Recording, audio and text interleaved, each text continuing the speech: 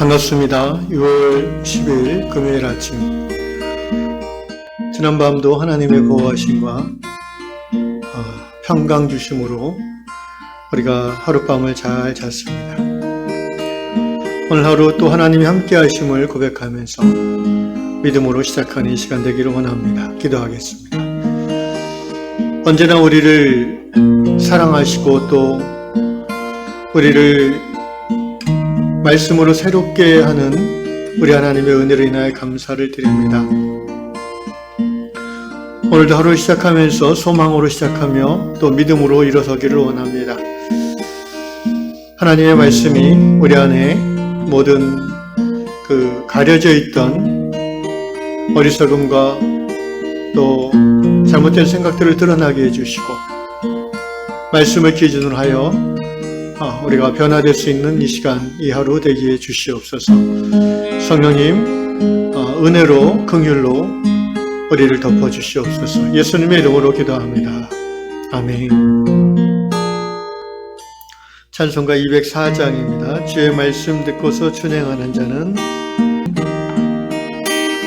주의 말씀 듣고서 준행하는 자는 반석 위에 터닫고 집을 지음 같아 비가 오고 물하며 바람 부딪혀도 반석 위에 세운 지 무너지지 않네. 잘 짓고 잘 짓세 우리 집 잘 짓세 만세 반석 위에 우리 집 잘 짓세 주의 말씀 듣고도 행치 않는 자는 모래 위에 터닫고 집을 지은 같아 비가 오고 물하며 바람 부딪힐 때 모래 위에 세운 지 크게 무너지게 잘 짓고 잘 짓세 우리 집 잘 짓세 만세 반석 위에 우리 집 잘 짓세 세상 모든 사람들 집을 짓는 자니 반석 위가 아니면 모래 위에 짓네. 우리 구주 오셔서 지은 상을 주네. 세운 도로 따라서 영영한 걸 주리. 잘 짓고 잘 짓세 우리 집 잘 짓세 만세 반석 위에 우리 집 잘 짓세.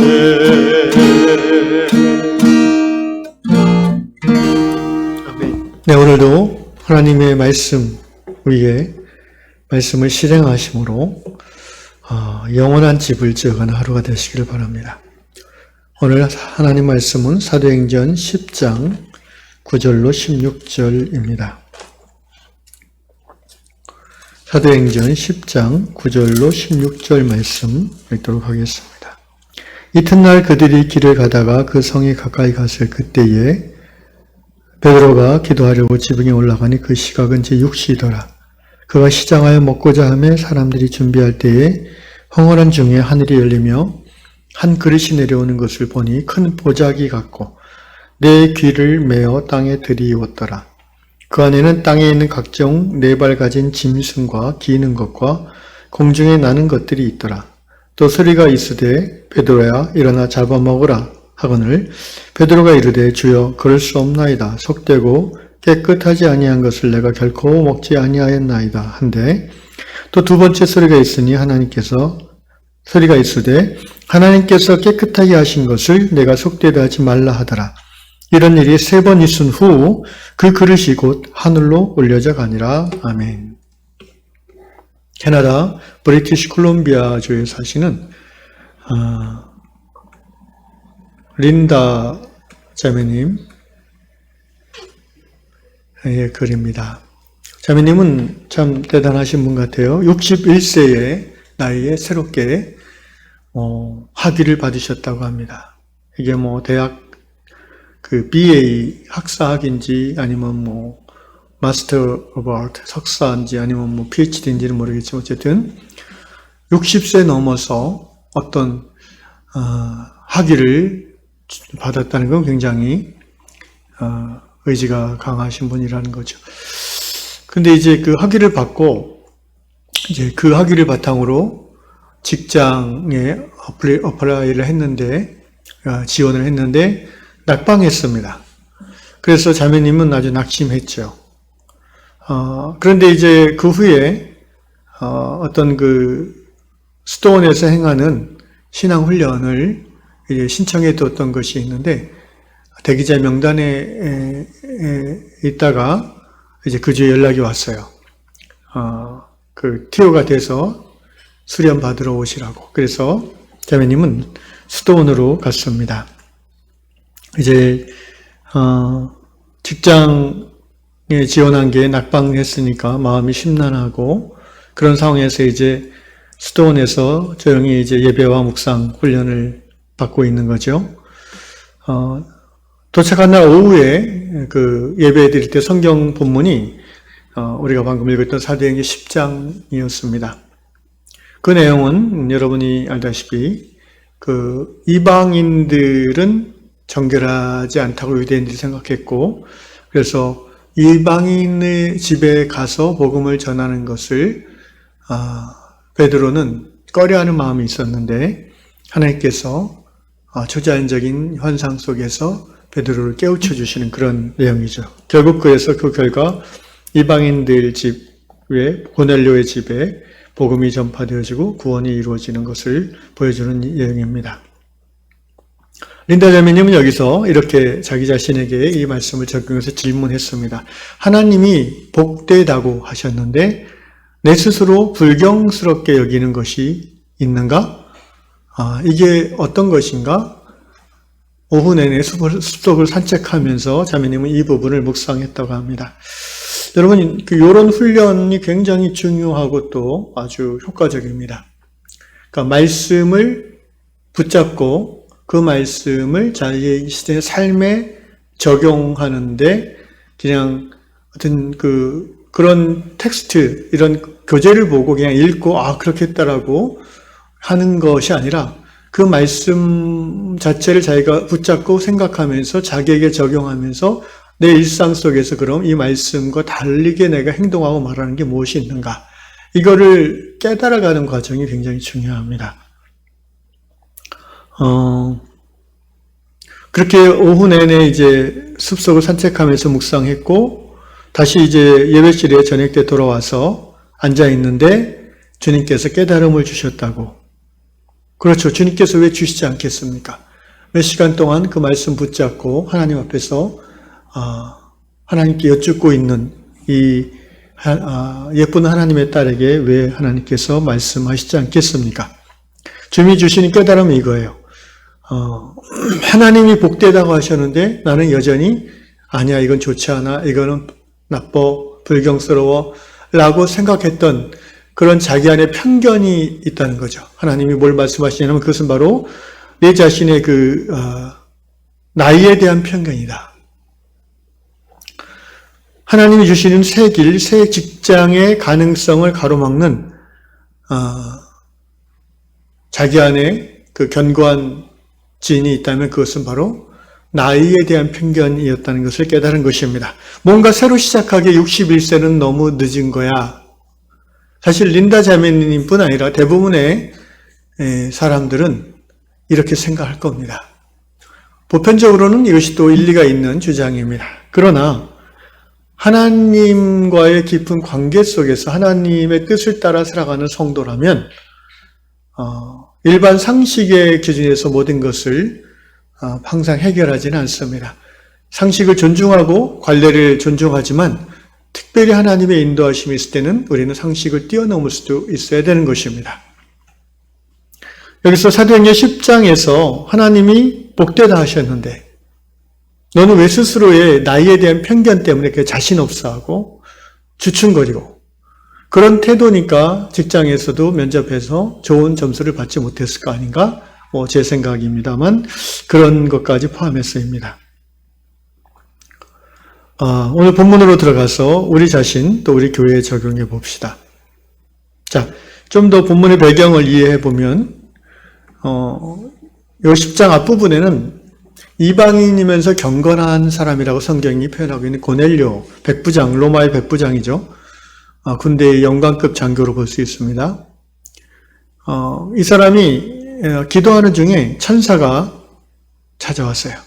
그러면서 아주 구체적인 지명, 그 요빠라는 그 해안가에 있는 작은 마을에 베드로라 불리는 시몬이라는 사람이 있다. 시몬 베드로 같은 이름이죠.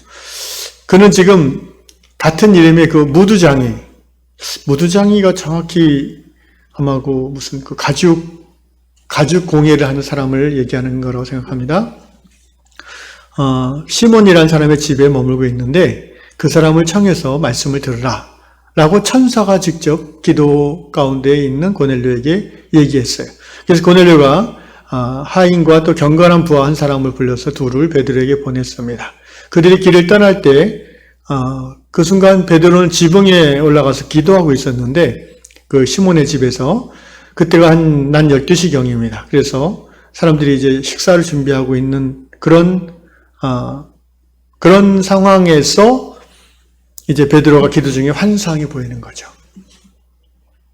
그 점심시간이고 그 음식 준비하는 냄새가 막 날 테니까 얼마나 시장하겠습니까? 근데 하늘에서 요리해 먹을 만한 음식 고기들이 쭉 내려오는 거예요.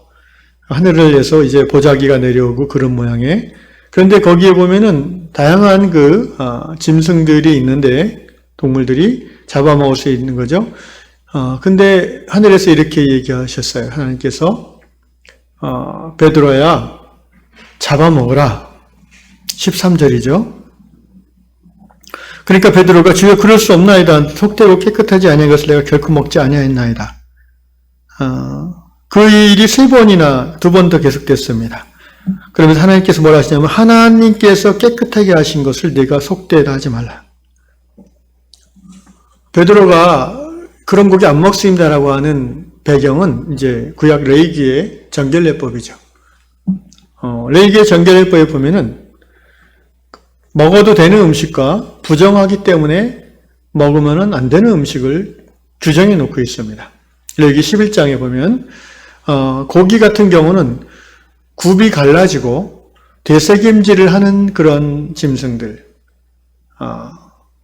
이런 짐승들은 먹을 수 있다. 그러니까 소, 양 이런 거죠. 굽이 갈라져 있고, 근데 이제 굽이 갈라지지 않고 통굽, 돼지는 통굽이라고 합니다. 그리고 되새김질하지 않죠, 돼지는. 그런 동물들은 먹지 마라, 부정하다. 또 생선도 비늘이 있는 물고기는 먹지만 비늘이 없는 물고기, 예를 들면 뱀장어 이런 것들은 먹으면 안 된다. 이렇게 규정했어요.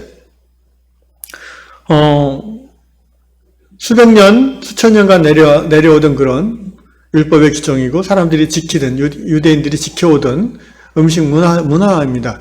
어떻게 보면 어렸을 때부터 그냥 수백 년간 모든 사람들이 그렇게 먹으니까 뱀장어 먹으면 죽는 줄 아는 거죠, 정말.